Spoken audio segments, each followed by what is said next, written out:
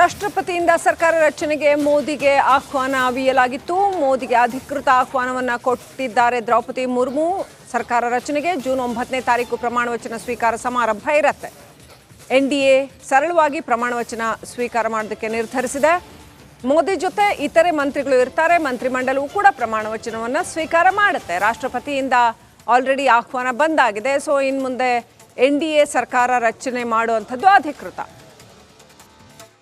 ಯಾರೆಲ್ಲ ಪ್ರಮಾಣ ವಚನ ಸ್ವೀಕಾರ ಮಾಡ್ತಾರೆ, ಈಗಿರ್ತಕ್ಕಂಥ ಕುತೂಹಲ ಯಾರಿಗೆ ಯಾವುದೆಲ್ಲ ಖಾತೆಗಳು ಸಿಗುತ್ತೆ. ಯಾಕಂತಂದ್ರೆ ಸ್ವಲ್ಪ ಕಳೆದ ಬಾರಿಯ ಮೋದಿ ಅವರ ಸಚಿವ ಸಂಪುಟದಲ್ಲಿ ಡೆಫಿನೆಟ್ಲಿ ವ್ಯತ್ಯಾಸಗಳಾಗುತ್ತೆ. ಸ್ಮೃತಿ ಇರಾನಿ ಅವರಿಲ್ಲ, ಈ ಸಾರಿ ಇನ್ನೂ ಅನೇಕರು ಇಲ್ಲ.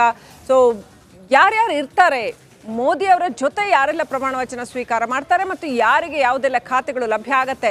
ಅದರಲ್ಲೂ ಕರ್ನಾಟಕಕ್ಕೆ ಪ್ರಹ್ಲಾದ್ ಜೋಶಿ ಇರ್ತಾರಾ ಅಥವಾ ಎಚ್ ಡಿ ಕುಮಾರಸ್ವಾಮಿ ಇರ್ತಾರಾ, CN ಮಂಜುನಾಥ್ ಅವರು ಇರ್ತಾರಾ, ಯಾರು ಇರ್ತಾರೆ, ಯಾರಿಗೆ ಯಾವ ಖಾತೆ ಲಭ್ಯ ಆಗುತ್ತೆ, ಕುತೂಹಲ ಬಾಕಿ ಇದೆ. ಅಪ್ಡೇಟ್ ಪಡ್ಕೊಳ್ಳೋಣ. ರಂಜಿತ್ ಶಿರಿಯಾರ್ ಸಂಪರ್ಕದಲ್ಲಿದ್ದಾರೆ. ರಂಜಿತ್, ಈಗ ಪ್ರಮಾಣ ವಚನ ಸಮಾರಂಭ ಯಾವ ರೀತಿ ಇರುತ್ತೆ, ಎಲ್ಲಿ ನಡೆಯುತ್ತೆ, ಆಮೇಲೆ ಯಾರಿಗೆ ಯಾವ್ಯಾವ ಖಾತೆಗಳು ಇರಬಹುದು, ಯಾರು ಮೋದಿ ಅವರ ಜೊತೆ ಪ್ರಮಾಣ ವಚನ ಸ್ವೀಕಾರದ ಲಿಸ್ಟ್ನಲ್ಲಿ ಯಾವೆಲ್ಲ ಪ್ರೊಬ್ಯಾಬಲ್ ನೇಮ್ಸ್ ಇರಬಹುದು? ರಂಜಿತ್.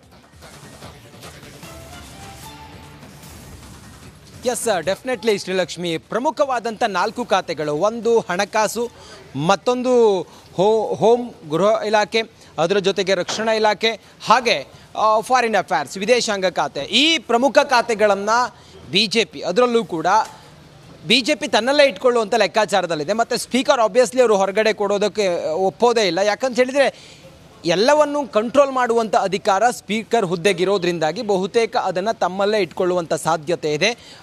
ಇನ್ನು ಉಪ ಸ್ಪೀಕರ್ ಬೇಕಾದರೆ ಬೇರೆಯವ್ರಿಗೆ ನಡಿ ಈಗ ಶುರು ಮಾಡೋಣ.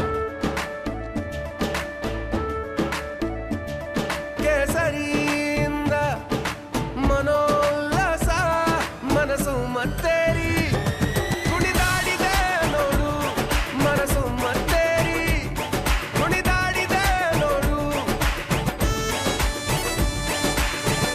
ಕ್ಷಣ ಕ್ಷಣವೂ ಆಚರಿಸಿ ಕೇಸರಿ ಹಬ್ಬ. ವಿಮಲ್ ಬಾಯಲ್ಲಿ ಹೇಳಿ ಕೇಸರಿ ಕೊಡುವಂಥ ಚಾನ್ಸಸ್ ಇದೆ. ಇದರ ಹೊರತಾಗಿ ನಾವು ಗಮನಿಸ್ತಾ ಹೋದರೆ ಕೃಷಿ ಮೇನ್ ರೋಲ್ ಪ್ಲೇ ಮಾಡೋದು, ಕೃಷಿ ಸೇರಿದಂತೆ ಇನ್ನುಳಿದಂಥ ಕೆಲ ಖಾತೆಗಳನ್ನು ಕೊಡಬಹುದು. ಕಳೆದ ಬಾರಿ ಏನಾಗಿತ್ತು ಅಂಥೇಳಿ ನೋಡಿದರೆ 2019ರಲ್ಲಿ ಇರುವಂಥ ಎಲ್ಲ ಖಾತೆಗಳು, ಎಲ್ಲ ಸಚಿವ ಸ್ಥಾನವನ್ನು ಒಂದು ಶೂಟಲ್ಲಿ ಎಲ್ರಿಗೂ ಕೂಡ ಹಂಚಿದ್ರು. ಆದರೆ ಈ ಬಾರಿ ಹಂಗಾಗತ್ತಾ ಅಥವಾ ಹಂತ ಹಂತವಾಗಿ ಕೊಡ್ತಾರಾ? ಇದೆಲ್ಲವೂ ಈಗಿರುವಂಥ ಕುತೂಹಲ. ಇದೆಲ್ಲದಕ್ಕೂ ಕೂಡ ನಡ್ಡಾ ಅವರ ಮನೆಯಲ್ಲಿ ಕೆಲವೇ ಹೊತ್ತಿನ ನಂತರ ಅಲ್ಲಿ ಒಂದು ಹೈ ವೋಲ್ಟೇಜ್ ಮೀಟಿಂಗ್ ಇದೆ. ಈ ಮೀಟಿಂಗ್ನಲ್ಲಿ NDA ಅಲೈನ್ಸ್ನ ಅಂಗಪಕ್ಷದ ಪ್ರಮುಖರು ಭಾಗಿಯಾಗ್ತಾರೆ. ಆ ಮೀಟಿಂಗ್ನಲ್ಲಿ ಒಂದು ಕ್ಲಾರಿಟಿ ಸಿಗುತ್ತೆ. ಇನ್ನು ಉಳಿದಿರೋದು ಒಂದೇ ಒಂದು ದಿನ ಆಗಿರೋದ್ರಿಂದಾಗಿ, ನಾಳೆ ಒಂದು ದಿನ ಮಾತ್ರ ಉಳಿದಿರೋದ್ರಿಂದಾಗಿ ಆಲ್ರೆಡಿ ಒಂದು ಫಾರ್ಮುಲಾವನ್ನು ರೆಡಿ ಮಾಡಿದ್ದಾರೆ.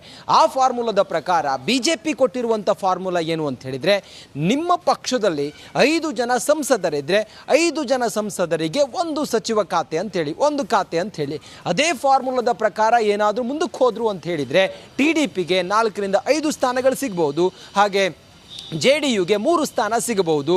ಈ ಲೆಕ್ಕಾಚಾರದ ಪ್ರಕಾರ ಏನು ಕೆಲವೇ ಹೊತ್ತಿನಲ್ಲಿ ನಡೀತಾ ಇರುವಂಥ JP ನಡ್ಡಾ ಅವ್ರ ನಿವಾಸದಲ್ಲಿ ನಡೀತಾ ಇರುವಂಥ ಈ ಮೀಟಿಂಗ್ ಏನಿದೆ ಭಾರಿ ಪ್ರಾಮುಖ್ಯತೆಯನ್ನು ಪಡೆದುಕೊಂಡಿದೆ. ಒಂದು ಡಿಸಿಷನ್ ಅಲ್ಲಿ ಆಗುತ್ತೆ. ಈಗ ಪ್ಲಾನ್ ಆಫ್ ಆ್ಯಕ್ಷನ್ ಏನು ಅಂಥೇಳಿ ಅದನ್ನು ಚರ್ಚೆ ಮಾಡ್ತಾ ಇದ್ದಾರೆ. ಸದ್ಯಕ್ಕಂತೂ ಭಾರಿ ಕುತೂಹಲ ಇದೆ, ಏನೇನು ಆಗ್ಬೋದು, ಏನು ಕತೆ ಅನ್ನೋದ್ರ ಬಗ್ಗೆ. ಈಗ JP ನಡ್ಡಾ ಅವರ ಮನೆಯಲ್ಲಿ ನಡೀತಾ ಇರುವಂಥ ಆ ಹೈ ವೋಲ್ಟೇಜ್ ಮೀಟಿಂಗ್ ಮೇಲೆ ಎಲ್ಲರ ಕಣ್ಣು ನೆಟ್ಟಿರೋದು. ಮತ್ತು ಇವ್ರು ಏನು ಬೇಡಿಕೆ ಇಟ್ಟಿದ್ದಾರೆ, ಇಂಥ ಖಾತೆ ಬೇಕು ನಮಗೆ, ಸ್ಪೀಕರ್ ಹುದ್ದೆ ನಮಗೆ ಬೇಕು, ಹಣಕಾಸು ನಮಗೆ ಕೊಡಿ, ಹೋಮ್ ನಮಗೆ ಕೊಡಿ, ವಿದೇಶಾಂಗ ನಮಗೆ ಕೊಡಿ ಅಂತೇಳಿ ಎಲ್ಲ ಏನು ಕೇಳಿದ್ದಾರೆ.